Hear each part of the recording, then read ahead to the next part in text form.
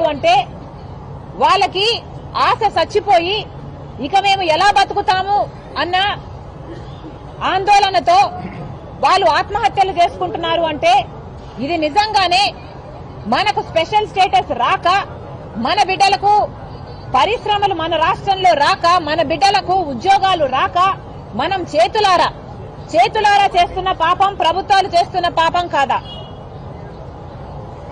ఇది ఇలాగే కొనసాగితే ఆంధ్ర రాష్ట్రంలో బిడ్డలు మొత్తము ఉపాధి లేక ఇక్కడ ఉపాధి దొరకక వలసపోయి మన రాష్ట్రం అసలు యువతే లేని రాష్ట్రంగా తయారవ్వదా?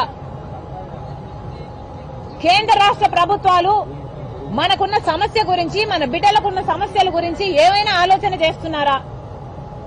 బీజేపీ ప్రభుత్వము బీజేపీ కేంద్రంలో అధికారంలో ఉంది. సంవత్సరానికి 2 కోట్ల ఉద్యోగాలు ఇస్తామన్నారు.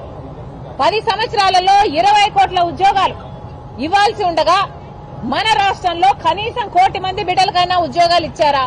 సరే 10 లక్షల మందికైనా ఇచ్చారా? లేదు 1,00,000 మందికైనా ఇచ్చారా? మన బిడ్డలకు అసలు ఉద్యోగాలే ఇవ్వని బీజేపీ ప్రభుత్వము మరి ఇంకా అధికారంలో ఉంది అంటే మనకు మోసం చేసినట్టు కాదా? ఆంధ్ర రాష్ట్ర బిడ్డలకు దగా చేసినట్టు కాదా? 5 సంవత్సరాలు చంద్రబాబు గారు ముఖ్యమంత్రి